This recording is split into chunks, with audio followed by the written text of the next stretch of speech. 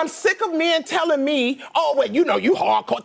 Yes, I am. Can you handle it? Oh, well, Yeah. what you bringing to the table? I am the table.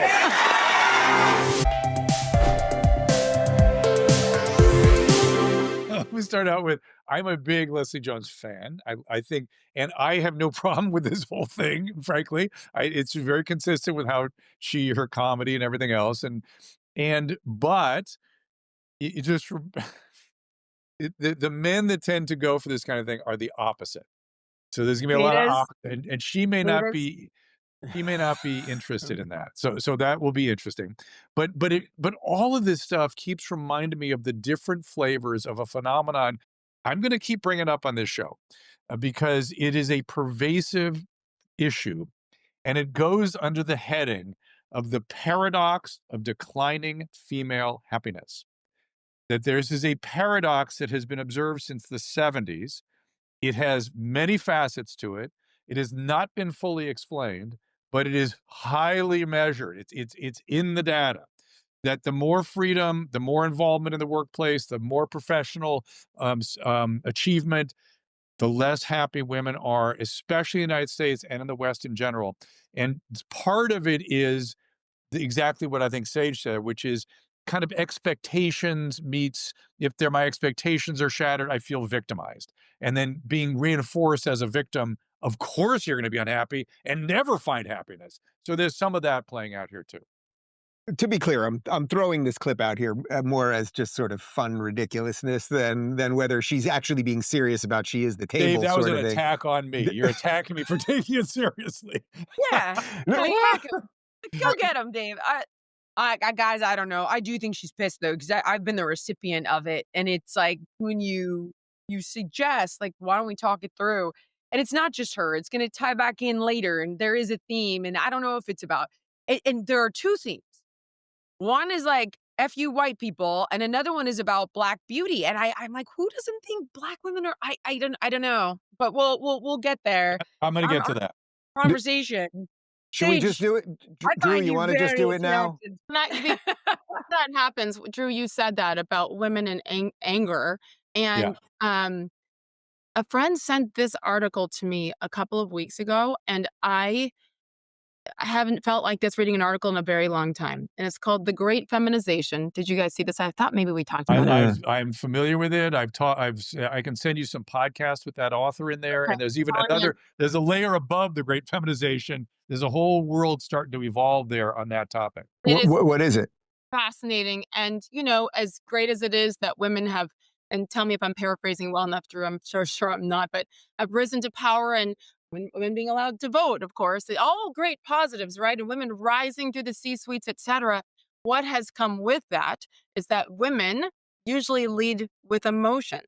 And I love that about us. I wouldn't change it. And is it always the best thing when making big, important decisions? Like, it goes super deep into much further than that. But I agreed with so much of it. And it gets, taking us away from, in many ways, the traditional roles, even though we can do more than just that.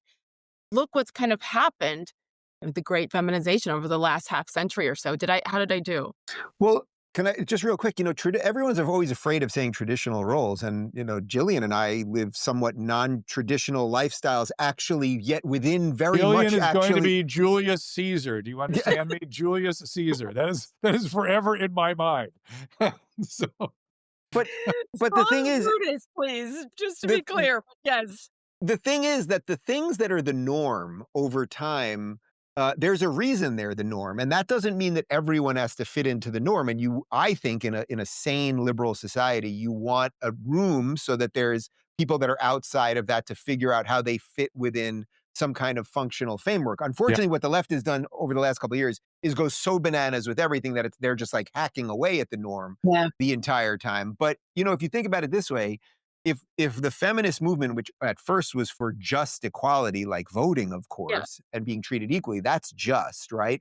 But then when they started doing something else, which was basically telling women to care more about your career than your family, then you delay the age that women start having kids. That changes the family dynamic. Or you tell them not to have kids at all. Now you're a 30-something-year-old woman, and maybe you make six figures and maybe you're dating, maybe you're not, but then you start looking at your friends who did have families and kids earlier, and that tends to be, let's say, a little more emotionally important maybe for women.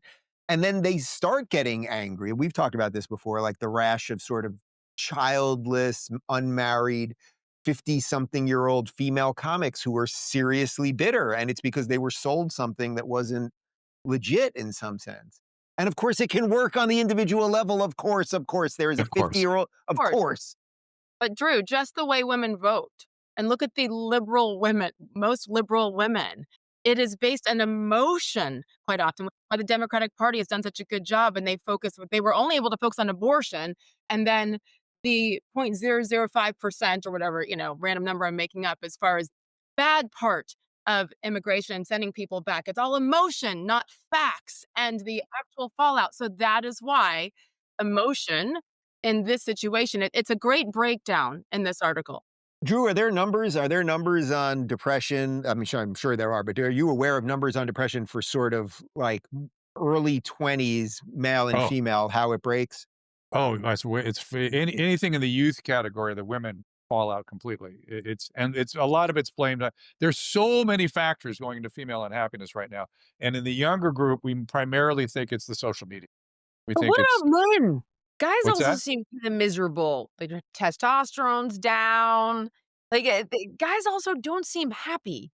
Like, maybe there's just a general overarching theme of modernization, too much bad shit coming at you all the time. I mean, I don't know. We're being just bombarded with bad news, and I don't know, but everyone kinda does seem less happy. Guys can't make a living for their families anymore. I don't know, guys. I don't know if it's just a woman thing or the way we have evolved as a society. Yeah, well, it's definitely not just a woman thing. I had Scott Galloway on this week, who you guys probably know of at least, and he's sort of an expert in what's going on with young men right now, and it's just a very different set of things. Young men basically, because they're spending so much time with video games and porn, they've just kind of created a separate world that then enables them to never have to say hello to a girl or go outside or whatever. And he makes a great point. He's like, for all the years that you will spend in your basement self-medicating, like you eventually will explode. Like that, it can work for a while, but eventually when you realize you're in your parents' basement and you've accomplished nothing other than the side quests that you're doing on video games, there's a toxic thing going on there. But that's different than sort of the body image stuff that girls are getting from Instagram or whatever. So men have been told they're worthless, they're toxic, all these things, and they've gone into hiding because of it. And they're like, and they told if they ask a girl out, particularly if they're at a bar, they get caught or thrown out. It's just it's so of course they hide out. That's what men do, and then they get angry. And it's interesting. It's the millennials you're mostly talking about, to some extent, some of the older Gen Zs, but they're kind of separating into two groups now, and they need they're looking for direction, and a lot of it is spiritual. They're actually asking for spiritual guidance. They need to make meaning. They need to be meaningful.